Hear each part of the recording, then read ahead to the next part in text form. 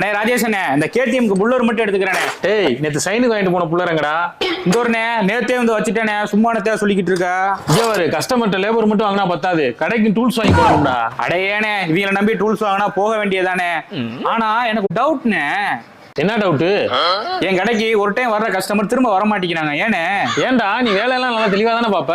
ஆமாண்ணே தெளிவா தானே பாக்குறேன், காசு கூட கம்மியா தானே வாங்குறேன். ஒரு டைம் வர கஸ்டமர் திரும்ப வர மாட்டேங்கிறானே. அதுக்கு விளக்கம் நான் சொல்றேன், நல்லா கேட்டுக்க. ஒண்ணு இல்ல, புதுசா ஒரு ஊருக்கு போற, அங்க ஒரு பெட்டி கடையில போயிட்டு ₹1 கொடுத்து ஒரு தேன் மிட்டாய் வாங்குற. அந்த கடைக்காரு காசை வாங்குறாரு, தேன் மிட்டாய் கொடுத்துட்டாரு, சாப்பிட்டு வந்துட்டார்.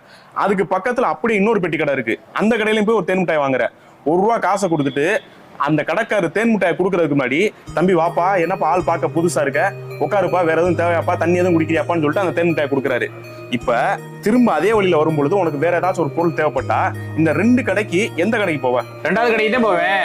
ஏன்? ஏன்னா அவர் நல்லா உரிமையா பேசினாரு, விசாரிச்சாரு.